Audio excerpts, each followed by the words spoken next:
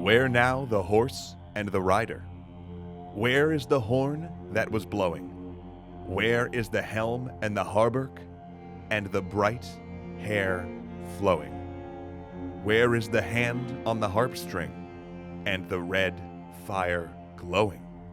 Where is the spring and the harvest, and the tall corn growing? They have passed like rain on the mountain, like a wind in the meadow. The days have gone down in the west, behind the hills into shadow. Who shall gather the smoke of the dead wood burning, or behold the flowing years from the sea returning?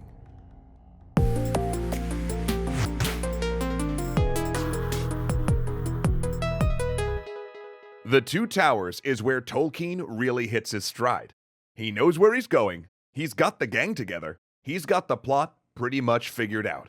It's here that he really starts to give us some of the biggest themes in Lord of the Rings, as well as some of the technical pieces of storytelling that have wormed their way into the center of genre fiction. But let's talk about the technical stuff first, because it's a little more straightforward. The most obvious is the Fellowship itself. With the Fellowship, Tolkien introduces us to the idea of the party.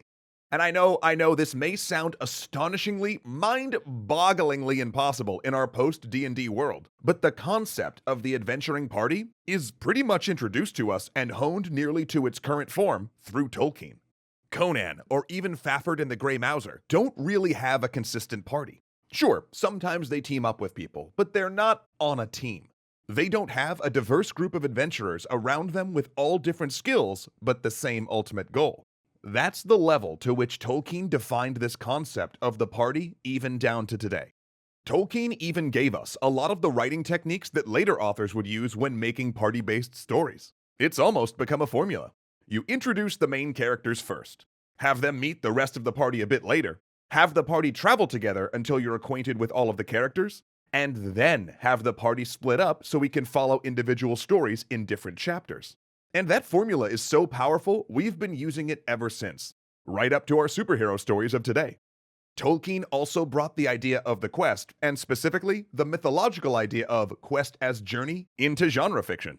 Of course, it's not the first science fiction or fantasy piece to use the chosen one fated to do a great task trope, or to have a task of world-shattering importance fall by chance to a seemingly insignificant person in a world filled with heroes, but Lord of the Rings is certainly the work that popularized it. And it also brought back to us the Odyssean idea of quest as travelogue, something also common to some of the Arthurian tales which inspired Tolkien. This idea of having a quest be as much getting to a place as doing a thing gave him an excuse to really show us the world he built. And by traveling through it with the characters, we can see its diversity and its depth in a way we simply couldn't in something that was all about the plot. Tolkien broke free of Jules Verne's attachment to limiting this method, ostensibly at least, to the real world, and showed us how powerful it could be to bring the reader into the author's own realm. A technique that will be borrowed for stories from Otherland to Hyperion. But let's get to the real sweeping theme of the book: good and evil. Science fiction, of course, has always had bad guys. In fact, the pulps were filled with two-dimensional mustache twirlers all over the place. But Tolkien gives us something different. A conflict between a more primordial good and evil. Evil with a capital E.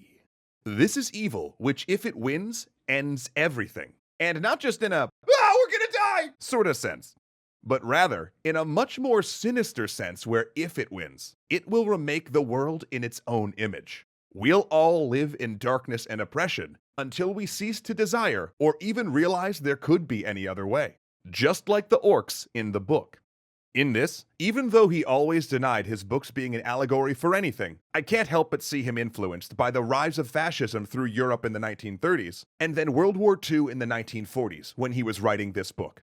But interestingly, like so much else, Tolkien gives us a nuanced perspective on good and evil. Evil is simply giving in to our own worst desires. Good is simply refusing them. To give in to the temptation of the ring is to be corrupted by it, and to refuse it is heroic. Saruman's fall, and even Boromir's, is rooted here.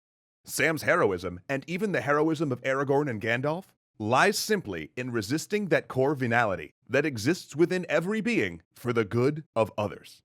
The Two Towers also presents us with another big theme that impacted science fiction: industrialization. Before now, science fiction had mostly been about whiz-bang technology and how cool the gadgets of the future would be. But with Isengard, we see a different view. We see what Tolkien saw as he watched England go through the late stages of industrialization. We see a countryside ruined, filled with foul smoke, the night marred by the light of great forges. Also in the Two Towers, though, we see the world respond to this. Nature, most literally, rises up and overthrows the industrializing invaders, breaking machines and casting down their great buildings. This is a defining moment for science fiction. While there had been some questioning of industrialization in science fiction before this, up until this point, we haven't really seen the theme that if you don't treat nature with respect, you'll be doomed by nature's wrath.